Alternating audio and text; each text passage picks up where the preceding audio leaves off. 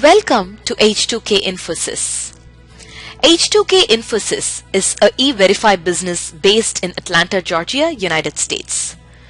We provide 100% job-oriented, instructor-led, face-to-face, true live online software training programs. It also includes access to cloud test lab with software tools. We provide live project for you to work on.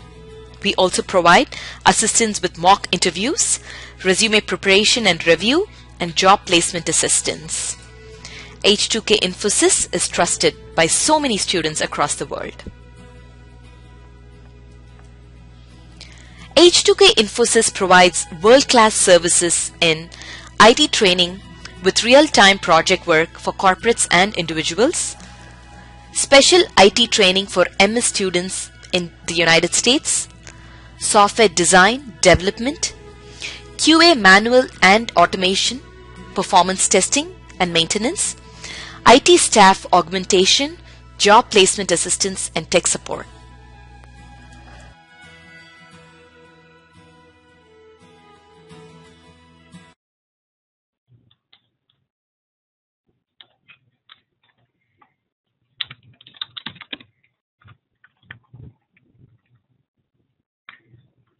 So the first topic is overloading.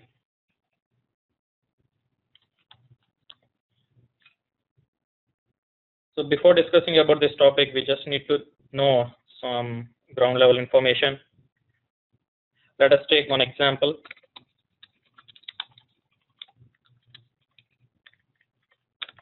Addition of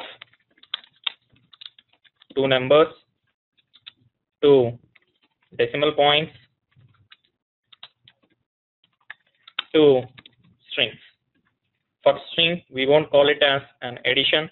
We'll call it as concatenation. Just we are trying to append two string values. Just like hello is one string and world is another string. Once after concatenation, it will provide like hello world.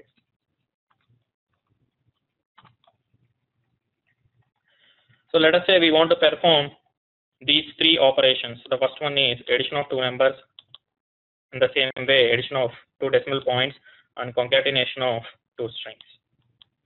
In C or C++ language, or let us consider only in C language,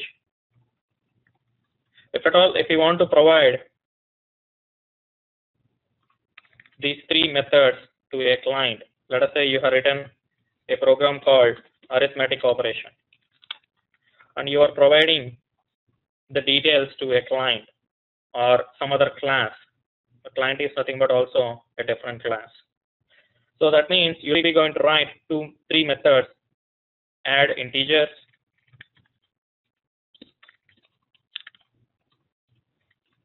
add floats,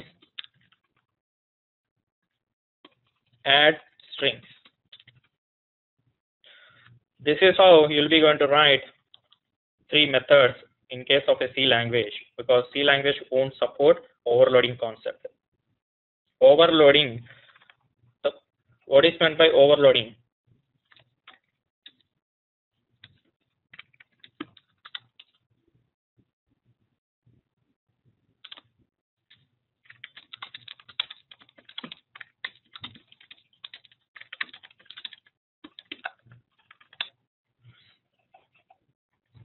In Java language, we have the option of writing same method name for two or more methods.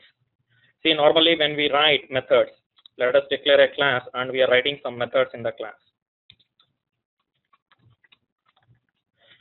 So we already know that we are not supposed to use same name for two different identifiers. So if you want, you can declare int num1 and int num2. That is restricted with respect to identifiers or variables. But in case of methods, you can have the same name for two different methods as long as the parameters are different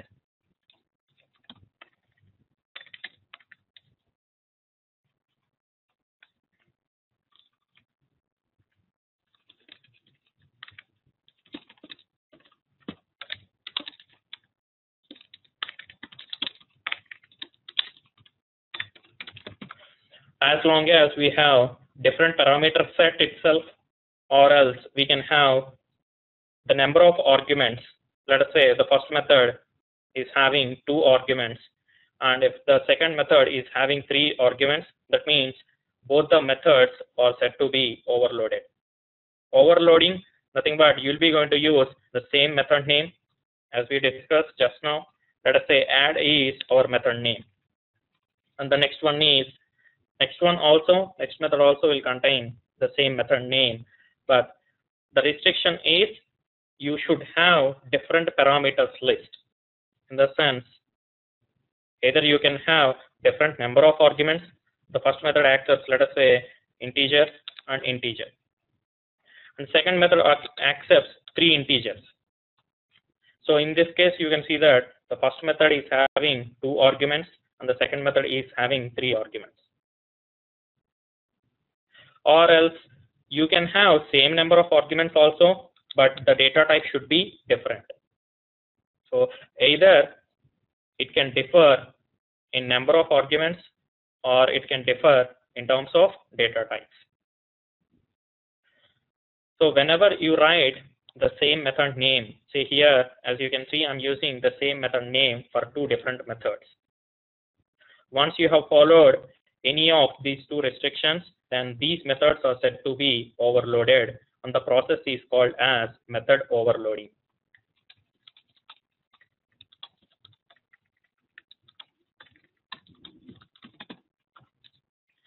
Process is called as method overloading. See, you can have any number of methods that can involve in overloading process. Here you can have add string comma string, or else you can have add of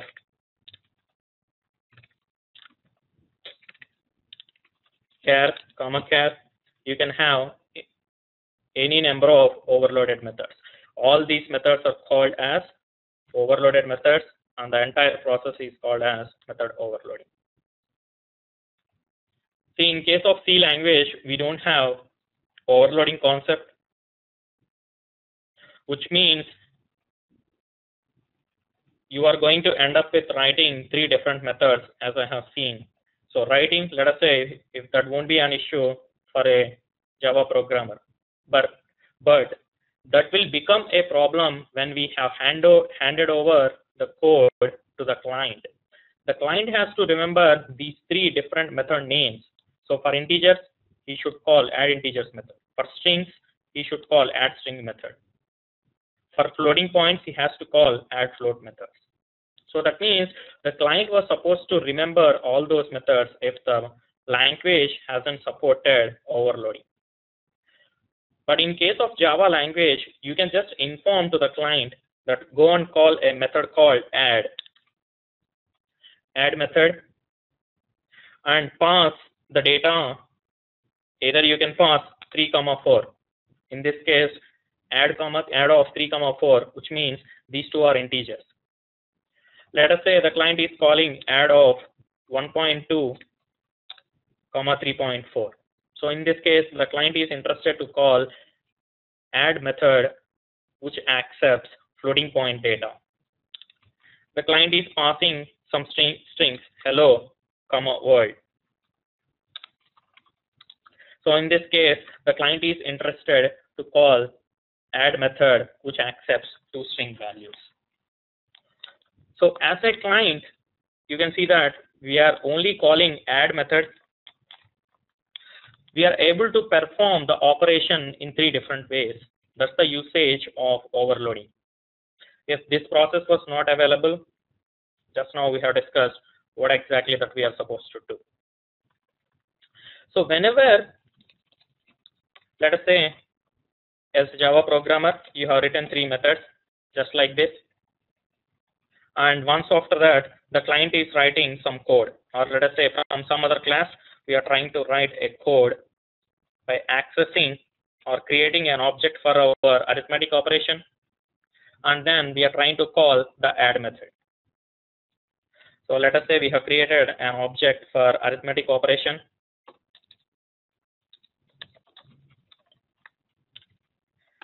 And once after that, we are calling add of 1.2, 3.4. This method we are calling. So at this point of time, your Java, the JVM will go and take a look at the class file and understands that there are 3 methods available with respect to the method name add.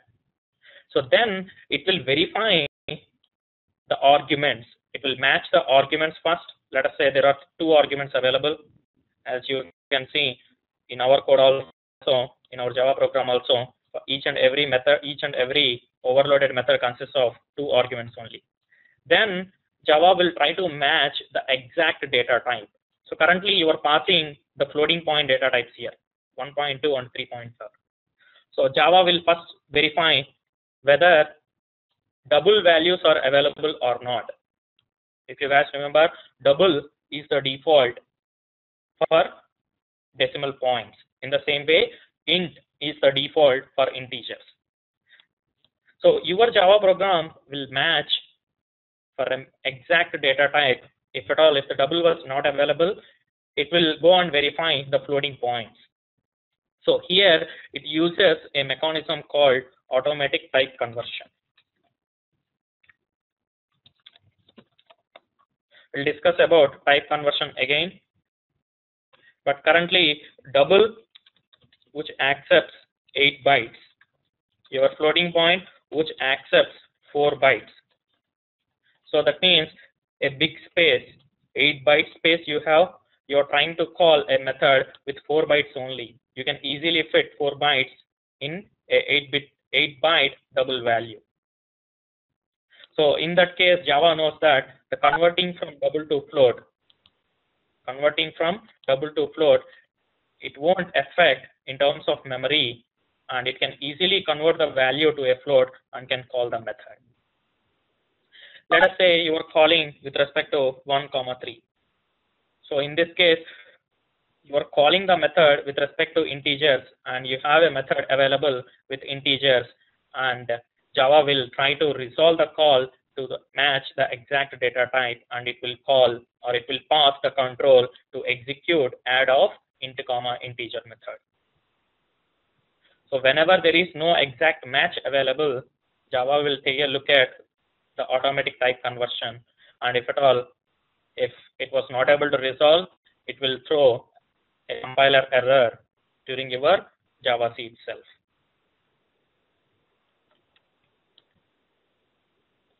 One of the most common interview questions I have seen is the difference between overloading and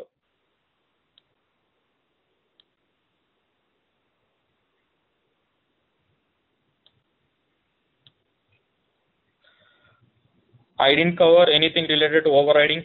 I'll explain once after reaching that place. And before that, let me complete 1 or 2 topics. So I'll take the doubts during the break session. So if at all, if you have a sample doubt, a simpler doubt, if I can explain within a single line of explanation, you can just go ahead and ask. If I am not able to complete, if I was not able to complete the doubt within 1 or 2 minutes, then it would be better if we can discuss that during the break time or once after the class. I don't want to disturb the entire session for explaining one particular doubt.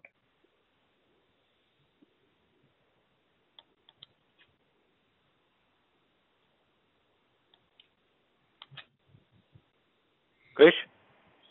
Yep. This is Vijay. You were saying something about the common interview question. No. That was Moin is asking some other question which is not related to our current topic, so I'll be going to explain that later.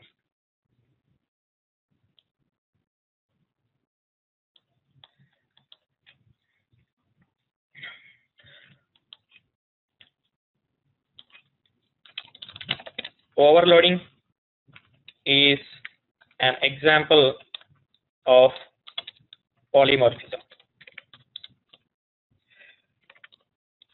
Polymorphism means ability to take more than one form.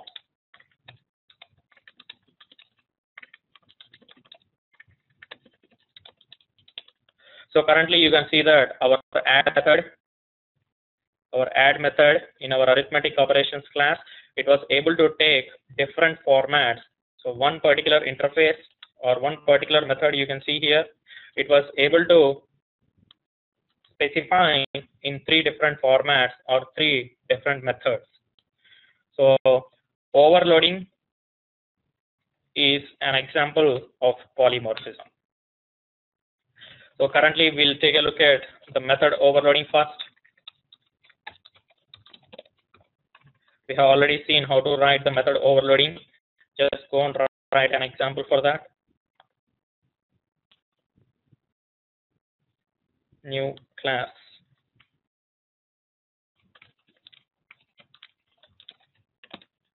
Method overloading.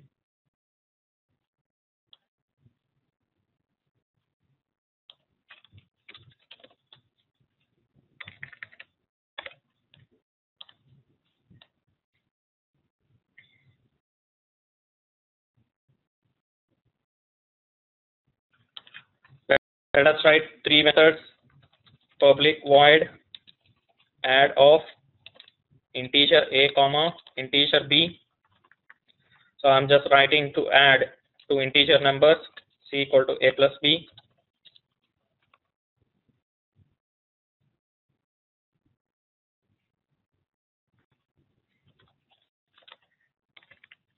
Addition of 2 integers plus c.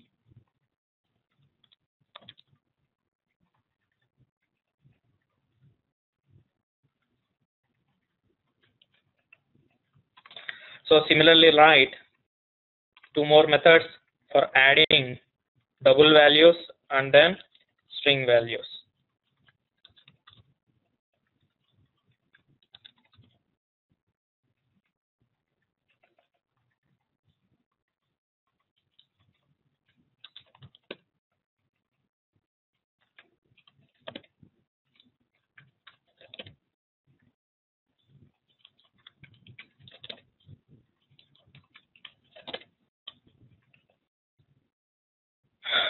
Now write a main method. Either you can write in the same class or you can write a separate test class. There won't be any issue. So I'm going to create an object for our method overloading class.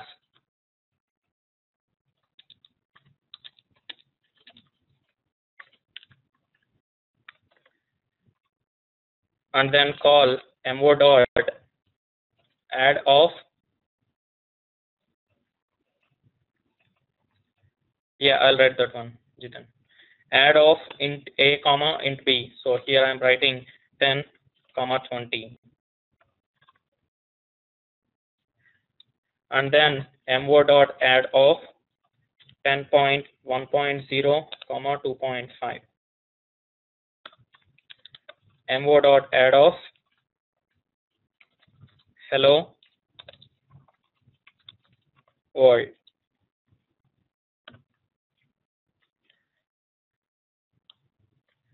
See, think about in a client perspective. Here, let us say this code was written by client, and you can see that he's only writing one method but passing different data types here: 10, 20, 1.0, 2.5, and then hello world.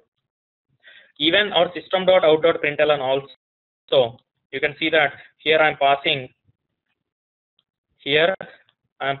integer data, and here I'm passing double data. Here I'm passing string data. Our println method from our Java spec, this is also a overloaded method which accepts any type of data. Just a second.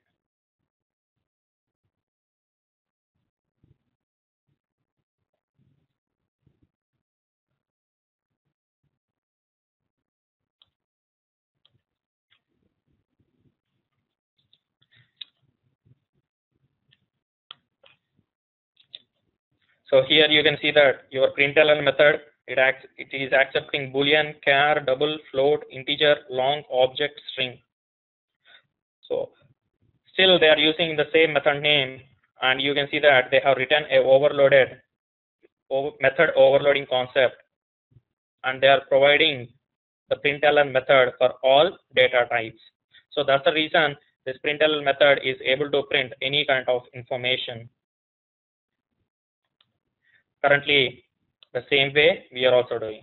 See, if the println method was not overloaded, then you should be writing like println integer, println double, println string. So which is kind of hard mechanism to remember all the method names. Now let us go and execute this method, main method.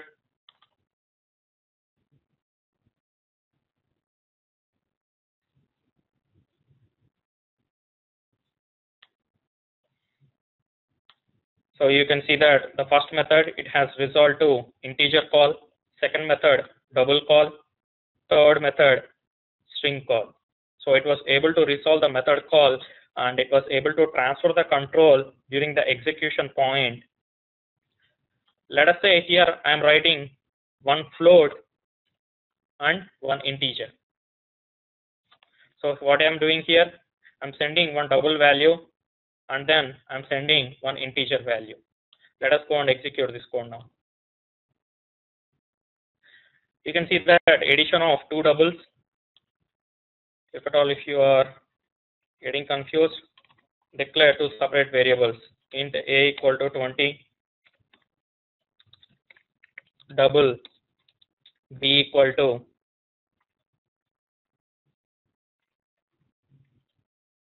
double a equal to 10.5. Now pass the data here, a comma b. So here what I am doing, I am passing the first value as double, and the second value I am having as an integer. But if you take a look at our method signature, is there any method available which accepts one double and then an integer?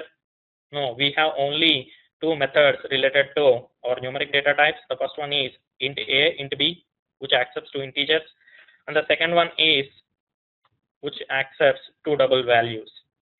But still, you can see that it was able to resolve the call to two double. So that means it has resolved the call to add method which accepts two double values.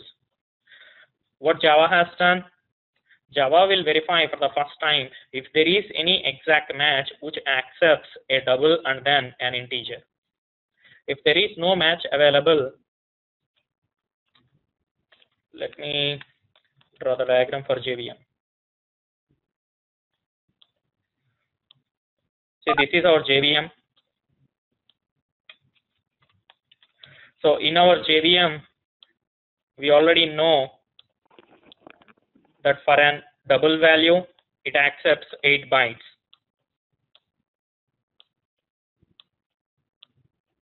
1, 2, 3, 4, 5, 6, 7, 8. So this is double value. But for an integer, we just need only 4 bytes. For an integer, we just need only 4 bytes. So that means 8 byte space. You can have 8 byte space on the caller method or the accepted method. Here it is accepting 8 byte space, and you are sending only 4 byte integer value. It can easily fit the data at that level, even though the name of the variable is b. So this is the variable name b, or the variable got allocated as a local variable, and here you are sending 4 byte data. That means b can easily hold 4 bytes or easily use the first 4 bytes to allocate the integer, whatever that was sent in the calling method. So in this case, Java knows that it can do a automatic type conversion, and it can accept the parameter as a double value and perform the operation.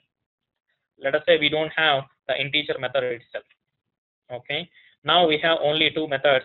First one is double a comma double b. The next one is string a comma string b. Still, the second method call, come back to our old one, 1020. So here I am calling 1020. So 1020, we already know that these two are integers. But Java will verify that is there any method available, is there any add method available which accepts two integers? We don't have. Currently it was commented. But we have a method available which accepts two double values, and an integer can be easily converted to a double value, and Java knows to resolve the call to double A comma double B, and it will go and execute that particular code. See, normal mathematics itself, you can see 10 easily converted to 10.0, 20 can be converted to 20.0. That's a simple funda. And then even with the bytes representation in JVM also, a bigger element, a bigger size box, if at all, if you are providing only a small box to fit into that, you can easily fit that one. There won't be any issues. Next. See, currently we have mentioned about our first rule, the data type, accepting parameter data type. Here it was accepting two strings, and here it was accepting two double values. This is accepted. If you want, you can have one double also, which is also an accepted one. Only thing is,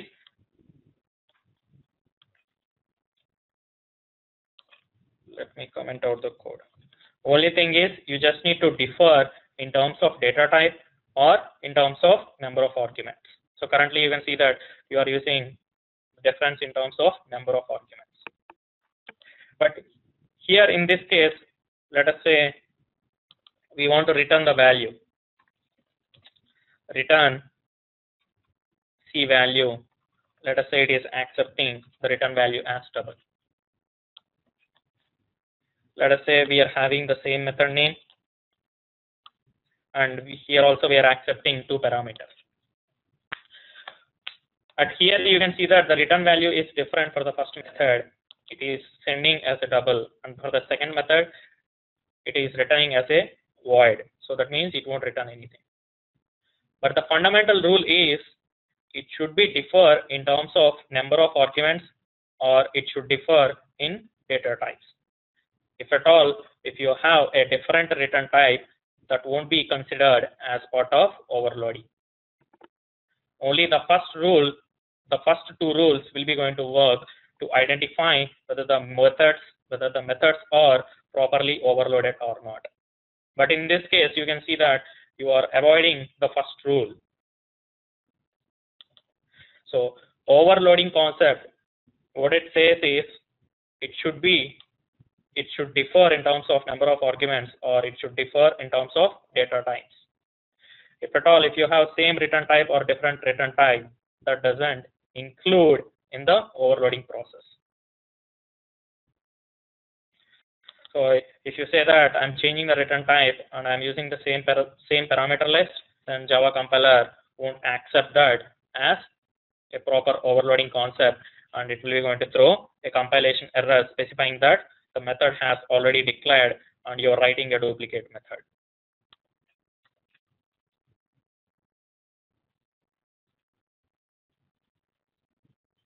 Is that fine, Jitan?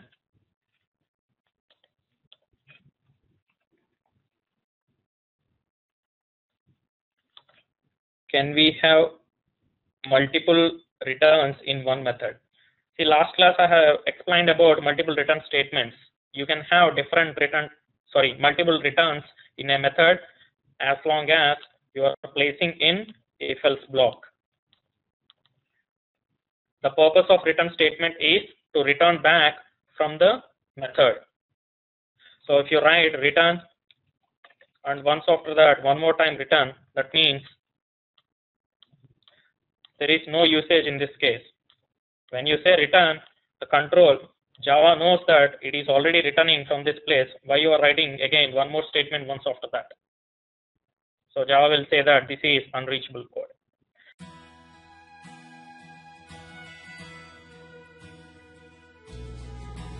So many of our students have given testimonials on how our training programs are. You will find them on kudzu.com and on our website h2kinfosys.com. On our website h2kinfosys.com, you will also find more detailed information on who we are, the courses that we offer, what each course covers. Also, if you're interested in a demo program, please register on our homepage on the left-hand side. Just give us more information about yourself and we will send you a link for a demo class. The demo class is absolutely free. Experience our commitment by just attending an orientation workshop at no cost. Our team of faculty and advisors are here to guide you with the right information.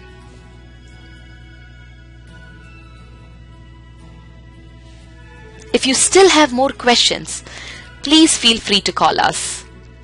Call us at 770-777-1269. This is a United States number. If you're calling from the UK, call us at 020-337-17615. You can also email us at training@h2kinfosys.com or h2kinfosys@gmail.com.